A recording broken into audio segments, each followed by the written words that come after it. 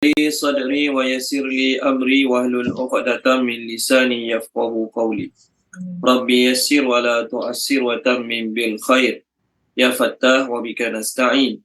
Subhanaka la ilma lana illa ma 'allamtana innaka antal alimul hakim. Allahumma anfa'na bima 'allamtana wa 'allimna ma yanfa'una wa zidna ilma walhamdulillahi rabbil alamin.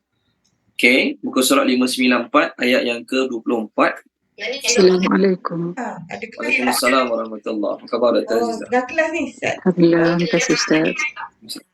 Okey, kita akan sambung muka surat 594 ayat 24. Ayat 24. Ayatnya berbunyi, yaqulu dia berkata, dia ni siapa? Manusia. Saya lagi Dia ni adalah al-insan yang ayat 23. Kalau kita tengok ayat 23 ada perkataan insan. Waji'a yawma idzin bi jahannam yawma idzin yatadhakkarul insan. Insan manusia lah kan. Dia yaqulu, dia berkata, manusia itu berkata, ya laitani, alangkah baiknya aku. Ya laitani, alangkah baiknya aku. Okey. Qaddamtu, aku beramal. Qaddamtu, aku beramal. Maksud qaddamtu ni, I send forward. Aku telah menghantar ke hadapan. Itu maksud dia, qaddamtu. Perkataan qaddamtu berasal pada perkataan quddam. Quddam ni di hadapan. Dalam bahasa Arab, di hadapan, baina yadai boleh, amama pun boleh, quddam pun boleh juga. Jadi qaddamtu, aku, terjemah qaddamtu, aku beramal li, untuk ataupun bagi hayati kehidupanku. Hayati kehidupanku. Okey, untuk sahabat-sahabat baru masuk, kita sekarang muka surat 594 ayat yang ke-24. Okey, Puan Izawani tolong baca ayat 23 dan 24. Boleh Puan Izawani? 23 dan 24. Auzubillahi minasyaitonirrajim. Bismillahirrahmanirrahim. Oleh manusia dan bagaimana mungkin bermanfaat baginya peringatan. 4. Dia berkata, alangkah baiknya aku beramal untuk kehidupanku. Okey, terima kasih Puan Izawani. Saya cuma rasa 23 tu tak komplit lah terjemah dia Puan Izawani. Sekejap ya. Betul kan? Perkataan jahannam tidak ada, saya dengar. Kan ada perkataan jahannam? Okay. Puan Izawani? Ada tak perkataan? Baca balik 23 boleh? Sekejap. Page sebelah. Dan didatangkan pada hari itu dengan neraka jahanam. Pada hari itu akan teringatlah oleh manusia dan bagaimana mungkin bermanfaat baginya peringatan. Okey, terima kasih Puan Izawani. So, ini kita start 24. Jadi nak faham ayat 24, kita akan tengok ayat 23. Ayat 23 surah Al-Fajr, muka surat 593, Allah kata, pada hari tersebut didatangkan neraka jahanam. Neraka jahanam didatangkan, diperlihatkan bukan sahaja pada orang kafir, bahkan pada orang Islam sekali. Orang Islam pun tengok juga. Orang Islam bagus macam mana pun, beramal, baik, soleh, warak, taqwa, diperlihatkan juga kepada mereka neraka jahanam. Apa sebab? Allah perlihatkan neraka jahanam pada orang kafir untuk mereka menyesal sungguh-sungguh. Untuk mereka menyesal sungguh-sungguhnya bila tengok neraka jahanam. Adapun Allah perlihatkan neraka jahanam pada orang Islam untuk rasa bersyukur. Rasa bersyukur, berpuas hati terhadap amal-amal yang buat kat dunia dulu. Bila tengok neraka jahanam, syukur sangat. Alhamdulillah. Berkat aku kurangkan tidur, kurangkan cakap sia-sia, kurangkan buat benda-benda yang tak bermanfaat. Aku Allah selamatkan pada hari ini daripada azab neraka Allah Subhanahu wa ta'ala. Bahkan kita semua akan dibawa ke neraka jahanam. Bukan masuk. Tak masuk Tolong baca dia boleh? Puan Nur Zakiyah, tolong baca surah Allahumma salli Muhammad. Surah Maryam. Surah Maryam kan? Muka surat 310. 310 ayat 68, 69 sampai 72. 310.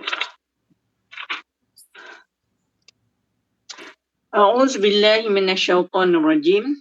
Maka demi Tuhanmu, sesungguhnya pasti akan kami kumpulkan mereka bersama syaitan. Kemudian pasti akan kami datangkan mereka ke sekeliling neraka jahanam dengan berlutut. Kemudian pasti akan kami tarik daripada setiap golongan sesiapa di antara mereka yang sangat derhaka kepada Tuhan yang Maha Pemurah. Selanjutnya, kami sesungguhnya lebih mengetahui orang yang seharusnya dimasukkan ke dalam neraka. Ayat 7. Dua lagi. Dan tidak ada seorang pun di antara kamu yang tidak mendatangi neraka. Itu bagi Tuhanmu adalah suatu ketentuan yang sudah ditetapkan. Kemudian kami akan menyelamatkan orang-orang yang bertakwa dan membiarkan orang-orang yang zalim di dalam neraka dalam keadaan berlutut. Okey, terima kasih Puan Nur Zakiah. Poinnya ialah ayat 71. Tidak ada seorang pun di kalangan kamu melainkan akan mendatangi neraka. Kita akan pergi ke neraka, bukan masuk, mendatangi neraka. Okey, semua kita akan pergi mendatangi neraka. Orang-orang yang bertakwa, Allah Ta'ala akan selamatkan daripada terjatuh, termasuk ke dalam neraka. Adapun orang-orang yang zalim, Allah Subhanahu Wa Ta'ala akan membiarkan mereka berlutut dalam neraka. So, kita semua akan tengok neraka. Cuma bezanya ialah kita terselamat ataupun tidak terselamat. Itu je. Dalam tafsir Ibn Katsir mengatakan, ada dua orang adik-beradik ni, suka gelak ketawa. Lalu si abang tanya adik, kamu tak pernah jumpa ke ayat Quran yang mengatakan kamu akan ke neraka? Ya, ada. Dia kata jumpa. Tadilah ayat yang Puan Nur Zakiah baca tadi. Kamu tak jumpa ke ayat Quran yang mengatakan kamu akan ke neraka? Maksudnya bukan masuklah, mendatangi neraka. Jumpa? Ada tak kamu jumpa ayat yang mengatakan kamu confirm terselamat daripada neraka? Ayat mengenai kita semua akan ke neraka memang dah ada. Confirm. Tapi ada tak mana-mana ayat mengatakan kita confirm terselamat daripada neraka? Ada tak mana-mana ayat? Ada kan? Jadi bagaimana kamu boleh bergelak ketawa? Bagaimana kamu boleh bergelak ketawa? Kita pun samalah juga. Kita akan ke neraka, confirm. Sama ada kita diselamatkan atau tak diselamatkan, tu tak confirm. Kalau confirm tak apalah, kita boleh gelak ketawa banyak sikit, hoha-hoha hari-hari. Tapi tak confirm lagi, bagaimana kita boleh bergelak ketawa? Okey, baik.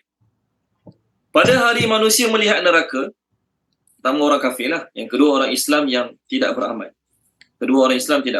Pada hari mereka melihat neraka, mereka teringat yauma yatadzakkarul insanu ma sa'a. Dalam ayat lain Allah kata. Pada hari tersebut manusia mula teringat. Apa manusia mula teringat? Apa yang manusia teringat? Pertama, manusia mula teringat waktu amal-amal buruk mereka kat dunia dulu. Hari ni, oleh kerana tak tengok neraka lagi, mungkin kita dah buat salah pada orang tu, orang ni. Kita dah lupa pun kita pernah buat salah pada dia. Dia masih terasa hati, dia masih teringat kesalahan kita pada dia. Tapi kita dah lupa dah pernah buat salah kat dia, pernah mengata dia, pernah kutuk dia, pernah ambil barang dia tak pulang-pulang. Contohlah kan, biasa berlaku kan. Pinjam RM20, RM10 ke tempat kerja, sampai sekarang lupa nak pulang. Contohlah. Kita tak ingat dah, dia tu ingat lagi. Tapi bila diperlihatkan neraka jahanam, manusia mula teringat. Yatadzakkarul insan. Manusia mula teringat kesalahan yang dia buat kat dunia dulu, teringat hak-hak orang yang dia tak tunaikan kat dunia dulu, teringat masa dia yang dia sia-siakan tanpa beramal kat dunia dulu, teringat. Dan teringat juga apa yang Nabi pernah beritahu, apa Quran pernah beritahu, apa hadis pernah beritahu, apa ceramah ustaz-ustaz pernah beritahu, khutbah Jumaat pernah beritahu, dia teringat balik. Tapi masa tu wa anna lahu zikra, ayat 23. Masa tu apa guna peringatan? Masa tu apa guna teringat? Kat akhirat teringat dulu ada banyak buang masa. Kat akhirat teringat dulu ada buat salah pada mak ayah. Kat akhirat teringat dulu ada buat salah pada tu, pada ni. Tapi masa tu teringat apa faedah? Kat akhirat teringat apa Nabi pesan. Kat akhirat teringat apa yang ustaz-ustaz pesan, apa yang mak ayah pesan. Suruh buat tu, suruh buat ni. Tapi masa tu baru teringat. Wa anna lahu zikra. Apa faedah teringat masa tu? Sekarang ingat apa Nabi pesan. Sekarang ingat apa yang patut kita buat. Alhamdulillah, ada faedah. Apa maksud ada faedah? Kita masih sempat untuk minta maaf pada orang kita buat salah. Kita masih sempat untuk cover balik apa kita telah tertinggal banyak sebelum ni. Jadi kat akhirat baru teringat, apa faedah? Okey, baik. Ayat 24. Tu ayat pertama kita ini. Ayat 24. Yaqulu ya laitani qaddamtu li hayati. Dia berkata, alangkah bagusnya dahulu aku beramal untuk kehidupanku ini. Okey. Sebenarnya boleh tak digantikan perkataan, kalau tengok ayat kita sekarang, ayatnya adalah qaddamtu. Qaddamtu. Ni ayat dia. Okey. Qaddamtu. Tapi saya terjemah beramal. Okey? Kenapa qaddamtu diterjemah beramal? Kerana amal-amal kita kat dunia ni semuanya di qaddam. Apa maksud qaddam? Dihantarkan ke hadapan. Sekejap. Sorry.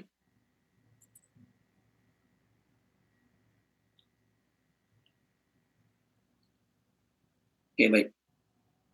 So, perkataan beramal, amila. Ain min lam, beramal.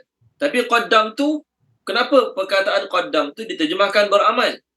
Kerana, saya dah beritahu tadi, perkataan qaddam tu berasal pada perkataan quddam. Quddam ni di hadapan.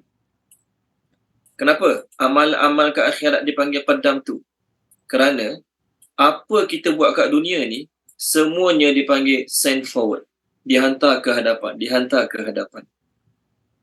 Kita solat subuh tadi, mana nampak pahala dia, ganjaran dia nampak tak? Tak nampak.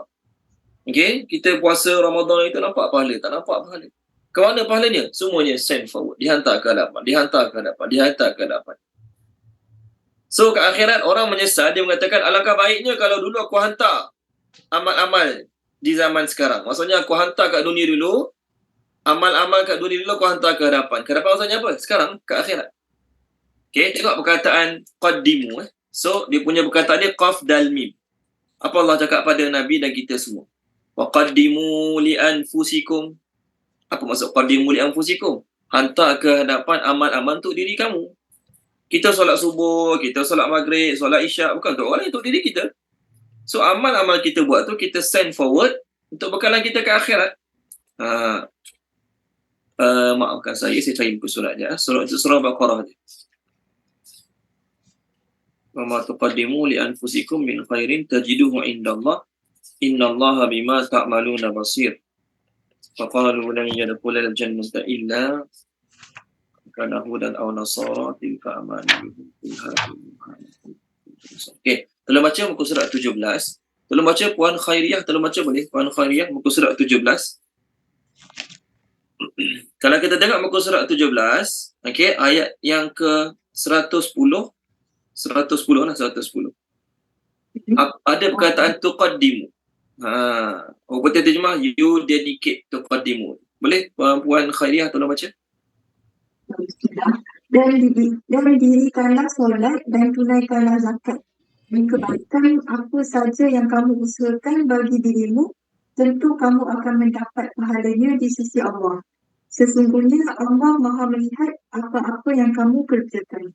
Okey, terima kasih Puan Khairiyah. Kalau kita dengar terjemah Puan Khairiyah tadi, kebajikan apa pun yang kamu lakukan. Jadi kebajikan yang kamu lakukan tu mana perkataan dia? Qaddamtu. Tuqaddimu. Maafkan saya, tuqaddimu. Tuqaddimu tu apa dia terjemah? Dedicate. Lagu ini saya dedikasikan.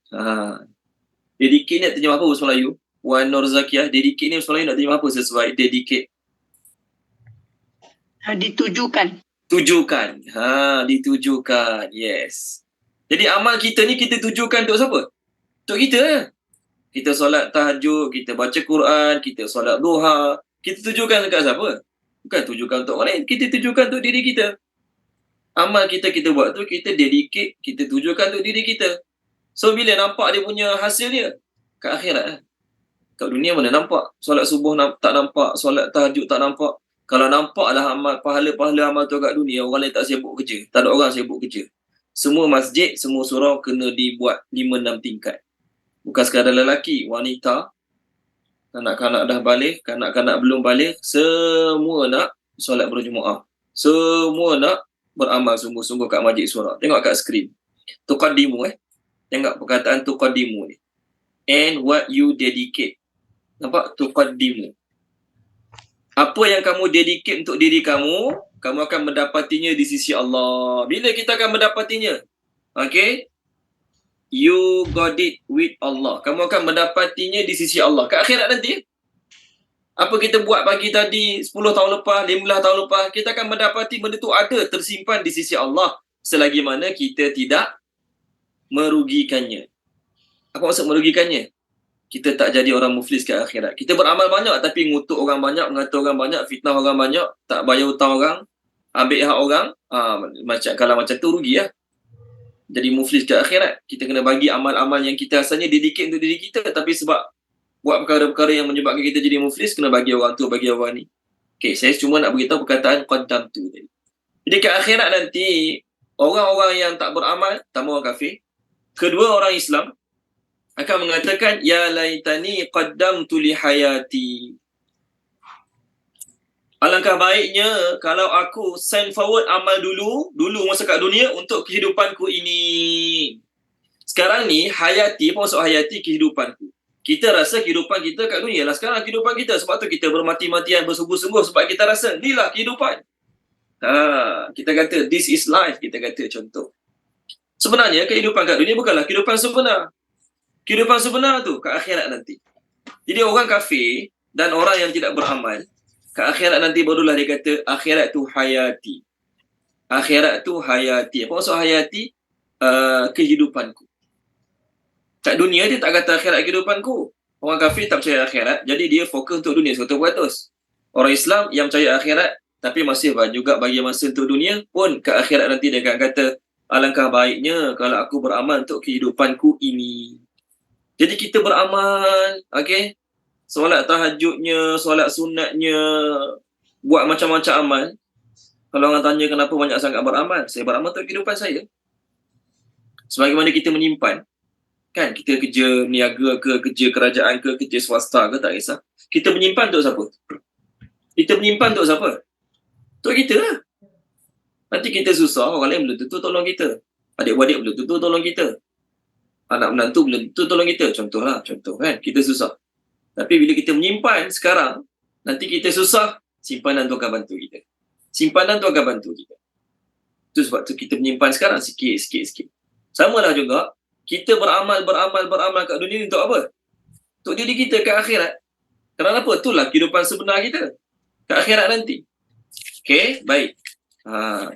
Sekarang hari ini, dunia kita anggap realiti, akhirat hanyalah cerita. Dunia hari ini adalah realiti, akhirat hanyalah cerita. Kita sedang cerita akhirat lah ni. Cerita tu, cerita ni. Okay? Nanti kita menuju alam akhirat, masa tu kita akan sedar akhirat adalah realiti, dunia hanyalah cerita. Okay? Sorry, ada orang masuk. Masa tu baru kita sedar, okay, akhirat adalah realiti, dunia hanyalah cerita. Hari ni kita cerita akhirat. Cerita tentang syurga, neraka. Orang ambil hak kita, kita kata apa kat dia? Nanti tuntut kepada mahsyar. Nanti kita jumpa pada mahsyar. Ayat kita lah. Nanti kita jumpa pada mahsyar, nanti kita tuntut kepada mahsyar, macam-macam ayat kita. Jadi masa tu, sekarang ni, cerita-cerita akhirat merupakan sekadar cerita. Manakala ke akhirat nanti, itu adalah realiti dan dunia ni adalah cerita. Jadi beruntunglah orang yang kat dunia ni dia bagi masa, dia bagi sepenuh jiwa, raga, tenaga dia untuk akhirat. Dalam bahasa Arab ada dua perkataan dipanggil harapan. Ada dua perkataan harapan. Satu laita, satu la'alla. Okay? Satu la'alla. Contoh, la'allakum tattaqun, la'allakum tahtadun. Satu lagi laita. Ini dalam bahasa Arab, dua-dua dipanggil perkataan harapan. Berharap, mengharap. Apa beza la'alla dengan laita? La'alla ni adalah harapan yang kemungkinan boleh jadi, kemungkinan boleh tak jadi. Kemungkinan boleh jadi, kemungkinan boleh tak jadi. Contoh ayat puasa, kita biasa dengar ayat puasa. Ya ayyuhalladzina amanu kutiba alaikumusiyam kama kutiba alal ladzina min qablikum la'allakum tattaqun. Wahai orang beriman, diwajibkan kamu puasa sebagaimana pada orang sebelum kamu untuk berpuasa. Mudah-mudahan kamu bertakwa. Jadi dengan sebab puasa, mudah-mudahan harapannya kamu bertakwa. Boleh berlaku ke tak boleh berlaku? Boleh berlaku. Ramai je orang lepas bulan Ramadan makin bagus, makin warak, makin takwa, makin dekat dengan Allah. Boleh berlaku. Ada orang yang tak berlaku. Ramadan tak Ramadan sama bagi dia. Sebelum Ramadan macam tu lah dia, lepas Ramadan macam tu lah dia. Ada orang macam tu. Sebelum Ramadan dia buat maksiat tak rasa apa, lepas Ramadan pun buat maksiat tak rasa apa. Ada orang macam tu. Maknanya la'alla ni ada kemungkinan boleh berlaku, ada kemungkinan tak boleh berlaku. Tu la'alla. Adapun laita yang kita bincang sekarang, yaqulu ya laitani, dia panggil apa? Satu harapan yang confirm, tidak akan berlaku. Nak berlaku apa? Dah sampai ke akhirat, mana boleh berlaku lagi? Alangkah baiknya kalau aku beramal dahulu kat dunia. Nak beramal, memang tak boleh beramal dah. Dalam belajar grammar, perkataan laita ni dia bagi contoh apa tahu? Perkataan laita ni dalam grammar dia bagi contoh laita syababa ya'udu yauman. Alangkah bagusnya kalau waktu muda dulu kembali dalam hidup aku hari ni. Alangkah bagusnya kalau waktu muda dulu kembali lagi dalam hidup aku hari ni. Boleh berlaku tak? Memang tak boleh berlaku. Memang tak boleh berlaku. Itu dipanggil harapan yang confirm tidak akan berlaku. So ke akhirat, orang kafir dan orang Islam tidak beramal mengatakan, ya laitani qaddamtu li hayati. Alangkah bagusnya kalau kat dunia dulu aku beramal untuk kehidupanku ini. Tapi boleh berlaku, tak boleh berlaku. Dah sampai akhirat nak buat amal apa lagi? Satu lagi ayat laita juga. Dipanggil ya laitani. Tolong baca dia Dr. Azizah boleh? Muka surat 583 ayat 40. 583 ayat yang ke-40. 583. Cik Ustaz. Nak tak apa biasa. 583 ayat 40. Ayat last surah An-Naba. okey. Auzubillahi minasyaitonirrajim. Sesungguhnya dengan keterangan-keterangan yang tersebut, kami memberi amaran kepada kamu mengenai azab yang dekat masa datangnya, iaitu hari seseorang apa yang telah diusahakannya, dan orang yang kafir akan berkata pada hari itu, alangkah baiknya aku menjadi tanah supaya aku tidak untuk dihitung amalku dan menerima balasan. Terima kasih Dr. Azizah. Orang kafir akan berkata ke akhirat, alangkah baiknya kalau aku jadi tanah. So perkataan dia apa dia? Ya laitani. Ya laita tu apa? Harapan yang tidak akan berlaku. Harapan yang tidak akan berlaku. Alangkah baiknya kalau aku jadi tanah. Ada kemungkinan berlaku ke? Tak ada kemungkinan berlaku. Ke akhirat mana manusia jadi tanah? Binatang ia jadi tanah. Binatang setelah selesai urusan qisas sesama mereka, binatang ada qisas, lepas semua binatang ada qisas sama mereka, mereka Allah tukar jadi tanah. Semua jadi tanah. Lalu orang kafir tengok, orang kafir berkata, alangkah bagusnya kalau kami pun jadi tanah macam tu juga. Sebab apa? Tak kena masuk neraka, tak kena seksa, tak kena azab hari-hari. Okey, baik. Sambung ayat seterusnya. Untuk sahabat-sahabat baru masuk, kita sedang bincang surah Al-Fajr, muka surat 594. Ayat 24. Sekarang kita nak masuk ayat yang ke-25. Sekarang kita nak masuk ayat yang ke-25. Boleh? Okey, baik. Ayatnya berbunyi, fa maka yauma idzin pada hari itu, yauma idzin pada hari itu, la tidak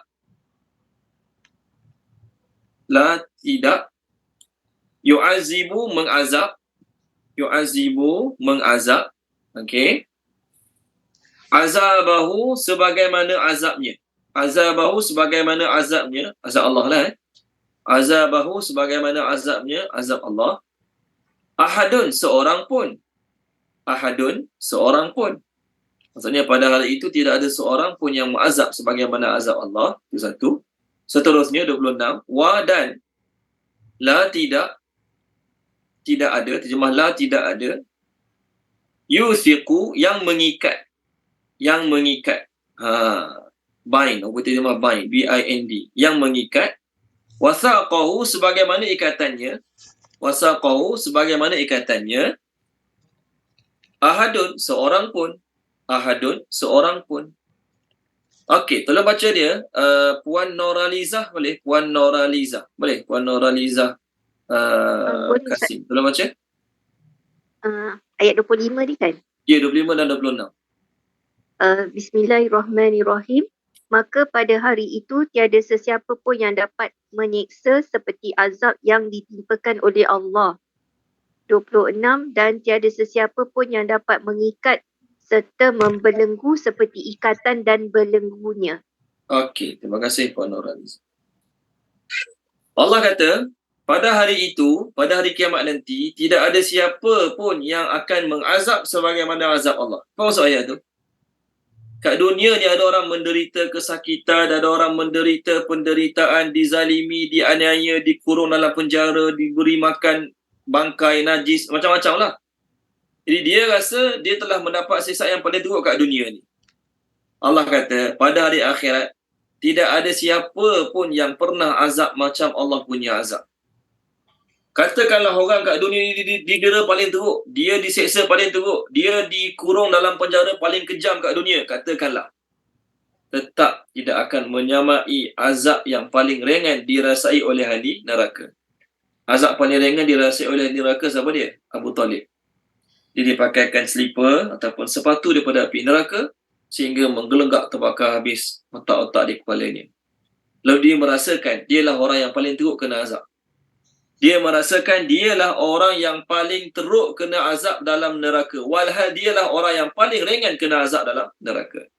Sebab tu berdasarkan ayat ini, ulama-ulama tafsir mengatakan bahawasanya seluruh penyakit-penyakit yang ada kat dunia ni, seluruh penyakit-penyakit yang ada kat dunia ni, campurlah sakit gigi, sakit kepala, sakit kaki, sakit dalam perut, sakit kat dalam kepala, apa saja penyakit, dikumpulkan, tidak boleh menyamai satu siksaan yang paling ringannya dirasai oleh ahli kubur. Ahli kubur yang dapat siksaan paling ringan dalam kubur, Nabi sebutkan dalam hadis, kubur merupakan raudhatun min riyadil jannah atau hufratun min hufarin niran. Kubur kita sama ada dua je. Kubur kita ni sama ada dua. Sama ada jadi salah satu lembah daripada lembah-lembah neraka ataupun taman daripada taman-taman syurga. Takkan berlaku nanti kita masuk kubur, kubur aku Alhamdulillah bukan lembah neraka, tapi dalam masa sama bukan juga taman-taman syurga. Tak, kubur ni akan jadi salah satu pada dua. Jadi bayangkan, kubur orang tu lembah dia daripada lembah-lembah neraka. Kat dunia, kena makan binatang buas, kena patuk ular, kena mati dua. Tapi orang dalam kubur kena patuk ular beberapa kali sehari. Berhari-hari kena patuk sampai hari kiamat. Hari-hari kena himpit dengan kubur sampai hari kiamat. Hari-hari dihimpit dalam kubur sampai tulang-tulang berceragah, Nabi kata, sampai hari kiamat. Kat dunia ada orang kena musibah bangunan runtuh, tanah runtuh. Apa lagi musibah teruk-teruk dia kena kat dunia. Pokok tumbang hempak dia, mati. Sekali tu je lah mati. Sekali tu je lah kena bangunan runtuh, sekali tu je lah matinya. Tapi dalam kubur hari-hari kena. Jadi seluruh penyakit-penyakit yang datang ke bumi ni dikumpulkan semua sekali, tetap tak dapat menandingi sakit orang dalam kubur yang paling ringan sekali kena azab dalam kubur. Dan seluruh penyakit-penyakit dalam kubur, siksaan pedih penyakit dalam kubur dibandingkan dengan azab api neraka, tetap tak boleh menandingi azab api neraka yang paling ringan sekali. Atau Allah kata, tidak ada siapa pun pernah mengazab, pernah menyeksa macam Allah Ta'ala punya siksaan.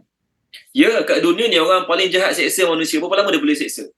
Okey, katakanlah orang jahat seksa kita semua hidup. 60 tahun, 70 tahun, dia mati, kita mati. Habis? Berapa lama dia nak seksa kita? Tapi siksaan Allah tidak ada penghujung. Siksaan Allah tidak ada penghujung. Hari-hari kena bakar, hari-hari Allah ganti kulit baru. Sebab tu Allah kata dalam surah Taha. Okey, tolong baca dia, Puan Nurliza Ishak. Tolong baca boleh, Puan Nurliza?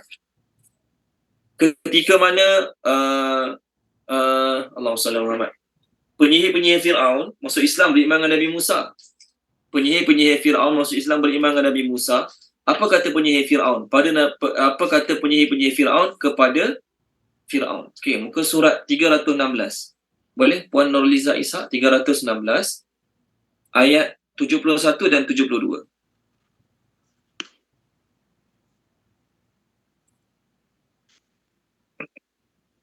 Surah Taha. A'udzubillahi minasyaitonirrajim. Firaun berkata, patutkah kamu beriman kepadanya, yakni Musa, sebelum aku memberi izin kepadamu sekalian. Sesungguhnya dia adalah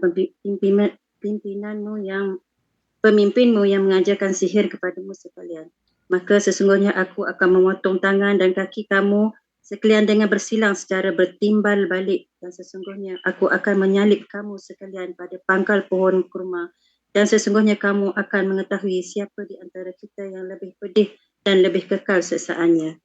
Terus, Mereka berkata, kami sekali-kali tidak akan mengutamakan kamu dari bukti-bukti yang nyata, yakni mukjizat yang telah datang kepada kami dan daripada Tuhan yang telah menciptakan kami. Maka putuskanlah apa yang kamu putuskan. Sesungguhnya kamu hanya akan dapat memutuskan pada kehidupan di dunia ini sahaja.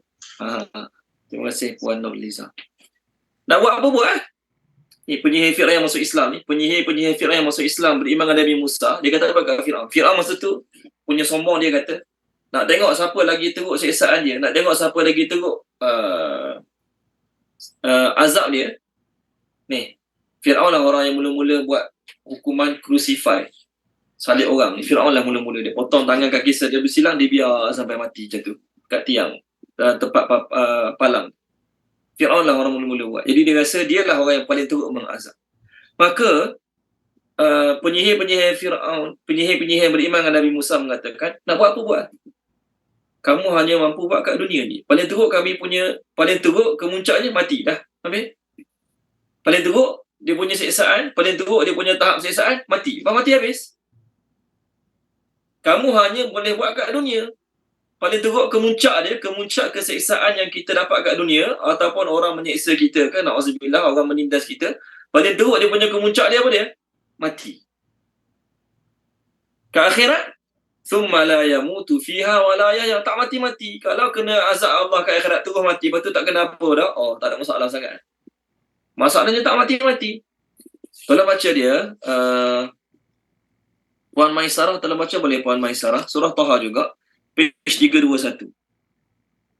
321 ayat 2127. 127.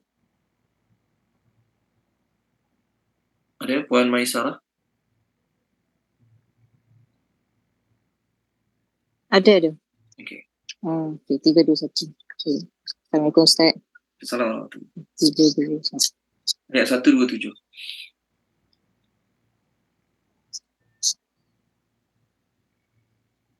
Satu, dua, tujuh. Okey. Auzubillahi minasyaitonirrajim. Dan demikianlah kami membalas orang yang melampaui batas dan tidak percaya kepada ayat-ayat Tuhannya. Dan sesungguhnya azab di akhirat itu lebih berat dan lebih kekal. Okey, sekejap Puan Maisarah, jangan alih lagi page ni. Tengok Allah kata, azab kat akhirat lebih dahsyat daripada seluruh penyiksaan, kesakitan, keperitan kat dunia ni, dan azab kat akhirat lebih kekal. Kat dunia ni orang tu dihukum penjara seumur hidup. Paling lama berapa tahun? Zaman sekarang 70 tahun, 60 tahun habis. Tinggal dalam penjara selesai. Tapi kat akhirat tak mati-mati. Allah sentiasa tukar kulit baru, ganti kulit baru, supaya orang tu hari-hari merasakan azab Allah Ta'ala. Okey. Azab Allah lebih dahsyat, lebih kekal. Rezeki daripada Allah, Puan Maisarah boleh bawah sikit ayat 131. Page yang sama. Dan janganlah kamu tujukan pandangan matamu kepada kenikmatan yang telah kami berikan kepada beberapa golongan daripada mereka, yang merupakan keindahan kehidupan dunia ini untuk kami uji mereka dengannya. Dan kurniaan Tuhan kamu adalah lebih baik dan lebih kekal. Terima kasih Puan Maisarah. Tengok dua ayat ni. Satu, wala azabul akhiratu asyaddu wa abqa wa rizqu rabbika khairun wa abqa. Azab akhirat lebih dahsyat, lebih kekal. Rezeki yang Allah bagi ke akhirat lebih baik, lebih kekal. Apa dia tu? Rezeki baik, kekal. Syurga. Jadi tuan-tuan dan puan-puan, susah payah, penat lelah kita beramal, susah payah tu akan habis, penat lelah tu akan habis. Kita Ramadan baru ni banyak ibadat, penat tak? Penat. Habis Ramadan habis penat tu. Ke sampai sekarang masih penat lagi? Tak penat dah. Raya Haji pun ni penat, puasa 10 hari, 9 hari bulan Zulhijjah, penat buat amalan tu, penat berkorban di hari raya korban. Penat tak? Penat. Sekarang penat tu dah habis. Penat, susah payah, penat lelah beramal dah habis. Tapi pahala akan kekal sampai hari akhirat, dan nikmatnya akan dapat kekal sampai bila-bila. Untuk kita penat lelah kita beramal. Buat dosa maksiat, na'udzubillah min zalik, buat dosa maksiat, seronok tak? Seronok masa buat. Nikmat seronok buat maksiat tu akan habis. Nikmat seronok buat maksiat akan habis, tapi dosanya akan kekal sampai akhirat, Dan bila kena azab, azabnya kekal lama sampai akhirat. Jadi berbaloi tak? Tanya diri kita lah, berbaloi tak untuk maksiat seronok 2 jam, 3 jam, 4 jam, tapi kena azab dalam neraka punya lama. Berbaloi ke tak berbaloi? Tanya diri kita, jangan tanya orang lain. Berbaloi tak solat tahajud penat, bangun setengah jam sebelum subuh, penatlah sikit. Sebab orang yang tak bangun tu dia tidur lebih setengah jam pada kita, contohlah. Penatlah sikit. Tapi pahala Allah bagi berkekalan. Lama, dapat besar banyak lama. Berbaloi tak berbaloi? Sangat-sangat berbaloi. Jadi dua-dua Allah sebut. Azab akhirat kekal, pahala akhirat pun kekal. Terpulanglah pada kita. Kita nak kekal yang mana? Kalau dalam beli rumah, kita akan cari yang freehold ke leasehold? Kalau beli rumah, kita akan cari leasehold ke freehold? Saya pun tak pasti mana satu yang kekal.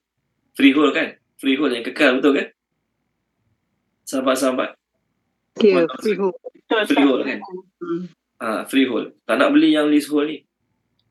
Jadi freehold tak freehold, memang tanah tu kekal. Kita tak kekal. Mati juga kan satu masa nanti. Kita akan mati juga satu masa nanti. So sebagaimana nak beli rumah, kita akan pilih yang kekal. Macam itulah juga nak beramal. Bagilah masa untuk yang kekal. Jangan bagi masa untuk maksiat yang menyebabkan kita kekal dalam azab. Na'udzubillah min zalik. Okey, baik. Pertama, tidak ada siapa mengazab sebagaimana Allah mengazab. Tuan-tuan dan puan-puan, kalau tengok ayat ni semata-mata, nampak macam Allah Ta'ala ni paling ganas, betul kan? Paling ganas, paling dahsyat, paling teruk menyiksa. Ya, Allah Ta'ala warning macam ni untuk orang-orang yang Allah dah bagi banyak peluang. Dalam hadis, dalam Al-Quran Allah kata apa? Wa rahmati wasi'at kulla syai'. Rahmat aku mengatasi segala sesuatu kat dunia ni. Kat dunia ni orang kafir, benci Allah, benci Nabi, benci Quran, Allah tetap bagi makan, Allah tetap bagi peluang, Allah tetap bagi hidup, Allah tetap bagi family. Kan? Itu rahmat Allah. Kat akhirat nanti baru Allah azab. Jadi layak tak orang kafir tu mengatakan kami dizalimi, kami dianiaya? Tak. Allah dah bagi peluang kamu lama dah untuk taubat, istighfar, untuk tambah amal. Kamu yang pilih untuk tak nak berbuat demikian, jadi layak kamu dapat azab tersebut kat akhirat. Allah dia letak nama dia apa? Al-Ghafur Ar-Rahim. Betul kan? Al-Ghafur Ar-Rahim, nama Allah. Maha pengampun, maha penyayang, maha pengasih. Nama-nama Allah lah tu kan? Allah mengazab. Ada tak Allah letak nama dia Al-Mu'azzib? Apa dia Al-Mu'azzib? Yang mengazab. Walaupun dalam Quran banyak ayat-ayat Allah kata apa dia? Allah akan azab, Allah akan azab, Allah akan azab. Tapi Allah tak pernah memanggil namanya dengan panggilan mengazab, tukang azab. Tak. Kenapa? Allah nak beritahu, ya, memang aku ni ada azab orang kat akhirat nanti. Memang aku ni ada menyeksa orang kat akhirat nanti. Tetapi sifat utama aku bukanlah mengazab. Sifat utama aku mengampunkan, memberi rahmat, membelas kasihan. Itu sifat utama Allah. Ustaz, sekali-sekala datang belajar. Sebulan tu sekali dia datang belajar. Boleh tak kita kata ustaz tukar kirotan, sikit-sikit rotan, sikit-sikit rotan. Sebulan sekali datang belajar, takkan kita panggil ustaz tukar kirotan? Memang ada setengah-setengah ustaz ni kita panggil kaki rotan. Sikit-sikit nak rotan, sikit-sikit nak rotan. Sehari dia tak rotan budak, tak tenang hidup dia. Memang ada macam tu. Contohlah. Tapi kalau ustaz tu, budak buat salah, dia nasihat, dia tegur, dia maafkan. Dia nasihat, dia tegur, dia maafkan. Paling kuat dia punya denda, istighfar 100 kali. Paling kuat dia punya denda, masuk kelas lepas asar setengah jam. Biasa budak lain lepas asar, lepas habis solat asar boleh pergi main bola, main badminton. Tapi pelajar tu buat salah, denda dia lepas asar kena ngaji setengah jam kat surau. Sebulan sekali dia rotan budak tu. Jadi boleh tak sebulan sekali rotan budak kita panggil ustaz tu kaki rotan? Tak sesuai. Suami marah isteri mungkin sebulan sekali, sebulan 2 kali. Boleh tak kata kat suami tu, oh dia ni kaki marah ni, kaki baran, kaki naik angin. Walau sebulan 2 kali je marah. Contohlah. Siapa yang layak dipanggil kaki marah ni? Orang yang hari-hari marah, hari-hari bising, hari-hari jerit kat isteri dia. Baru dia panggil kaki panas baran. Kaki pukul, hari-hari pukul isteri dia. Kalau sekali pukul isteri dia, lepas tu tak pukul dah. Contohlah, tak baiklah kan. Tapi katakanlah berlaku sedemikian, layak ke panggil kaki pukul? Tak. Orang yang selalu berjudi, selalu minum arak, kaki minum, kaki judi. Kenapa? Perbuatan tu selalu. Layaklah digelar sedemikian. Allah SWT kat dunia ni lama Allah Ta'ala bagi manusia tu rahmat, peluang, ruang. Tapi ke akhirat je Allah azab mereka. Jadi Allah tak pernah memanggil dirinya dengan panggilan Al-Mu'adzib, tukang azab. Tak pernah. Walaupun ya Allah akan azab. Kerana apa? Sifat Allah memberi maaf, mengampunkan, mengasihani lagi banyak pada mengazab tu. Tapi manusia pilih nak dapat yang mengazab tu. Manusia pilih nak dapat yang mungkin 10% je sifat Allah mengazab, membinasakan, menyiksa. 10%. Okey, 90% lagi sifat Allah boleh memaafkan, mengampuni, mengasihani, memberi rahmat. Sifat Allah. Tak nak ambil yang tu, nak ambil yang 10% mengazab tu tadi. Jadi bukan salah Allah Ta'ala, salah diri kita. Contoh, ayat macam ni contoh. Tolong baca dia boleh? Puan Salma boleh? Puan Salma Kasim tolong baca surah Al-Hijr. Surah Al-Hijr. Apa Ustaz? Sekejap. Muka surat 264. Ayat 49-50. 264 ayat 49-50.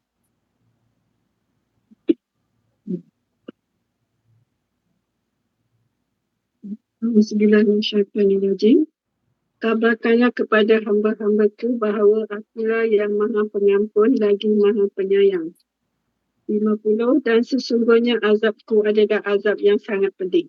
Okey, terima kasih Puan Salma. Tengok Allah kata, beritahu hamba-hambaku semua, aku, disebut aku maha pengampun, maha penyayang. Tapi dia tak kata, aku juga pengazab. Aku juga penyeksa. Aku juga pembinasa. Tak. Dia tak sebut diri dia sifat mengazab tu. Cuma Allah kata apa? Azabku, azab pedih. Azabku, azab pedih. Sifat aku, Al-Ghafur Ar-Rahim. Yes, tu sifat aku. Terkenal. Aku ni Allah kata, terkenal dengan sifat maha pengampun, maha penyayang. Terkenal sifat aku dengan sifat sedemikian. Tapi dalam masa yang sama, aku ada juga azab orang. Dalam masa yang sama, aku ada juga azab orang. Dan azab aku tu ke akhirat siapa kena memang sangat pedih lah. Allah tak menamakan diri dia dengan panggilan Al-Mu'adzib, tukang azab, tukang seksa, tukang pukul orang. Walaupun perbuatan tersebut berlaku ke akhirat, Allah yang suruh malaikat seksa orang dalam neraka, tapi Allah tidak menamakan dirinya dengan panggilan pengazab. Kerana apa? Kerana rahmat Allah, kasih sayang Allah, pengampunnya Allah lagi banyak pada mengazab. Okey, layak tak kita panggil ayah tu ayah yang garang? Kenapa? Dalam masa setahun 3 kali dia rotan anak dia. Lain-lain hari-hari yang lain, anak dia nak makanan, dia pergi beli. Anak dia ajak pergi taman, dia pergi taman. Anak dia ajak tengok wayang, dia tengok wayang. Jadi kalau setahun 3 kali dia kena rotan, contohlah, boleh tekan ayah tu ayah yang garang? Tak. Ayah tu ayah yang penyayang, ayah yang baik. 3 kali rotan setahun takkanlah panggil ayah yang garang. Tapi kalau hari-hari rotan anak, hari-hari marah anak, yes. Anak pun kalau cuti tak nak balik rumah, nak pergi rumah atuk nenek sebab ayah garang sangat. Tu ya sungguh ayah yang garang. Allah Ta'ala banyak mengazab kita ke? Allah Ta'ala banyak mengazab hamba ke banyak memberi kesenangan pada hamba kat dunia ni? Banyak kesenangan. Setahun berapa kali tak kita sakit? Setahun berapa kali tak kita dapat musibah? Kita dapat hari yang senang, hari yang bahagia lagi banyak berbanding hari-hari yang Allah uji kita dengan musibah dan ujian. Okey, baik. Kemudian Allah kata, dan tidak ada seorang pun yang mengikat macam Allah Ta'ala ikat. Neraka punya besar, punya dalam, tak perlu ikat pun tak apa. Tak perlu ikat pun tak apa. Tapi Allah nak beritahu yang betapa manusia ke akhirat nanti tidak ada siapa pun bakal terlepas daripada azab Allah. Kat dunia ni lah kan. Ada orang dah kena gari boleh terlepas lagi. Dah kena gari. SPRM gari dia. Bawa ke mahkamah boleh terlepas. Kan? Mungkin gari tu tak original ke? Ataupun gari tu baguslah, kuatlah gari tu. Tapi yang kena gari tu, orang ada pangkat, orang ada duit, orang ada jawatan, orang yang baik dengan orang besar-besar. Dia kena gari kerana dia bersalah. Tapi dia ada pangkat, ayah dia orang berpangkat, dia baik dengan orang berpangkat. Maka dengan sebab dia ada, dia panggil apa, connection dengan orang-orang tertentu, maka gari yang kuat pun boleh terlepas. Dia boleh terlepas. Bagi mahkamah dibicarakan terlepas. Maksudnya ikatan tu tak kuat lagi. Gari tu masih tak kuat lagi. Ini contoh kat dunia. Kan? Ada penjara-penjara yang nampak hebat dah. Tapi banduan masih lagi boleh melepaskan diri, melarikan diri. Kat dunia. Tapi Allah Ta'ala kata kat akhirat, tidak ada siapa yang dapat mengikat sebagaimana Allah ikat. Maksudnya apa? Ikatan Allah sekali-kali tidak akan terbuka, sekali-kali tidak akan menyebabkan orang yang diikat itu terlepas. Okey, Puan Arianti tolong baca boleh? Puan Arianti, surah Al-Humazah. Surah Al-Humazah, muka surat 601. Muka surat 601, ayat 5, 6, 7, 8, 9, surah Humazah. Bukan surah bawah dia tu. Surah bawah dia Al-Fil, atas dia Al-As. Ni surah tengah-tengah. Ayat 5, 6, 7, 8, 9.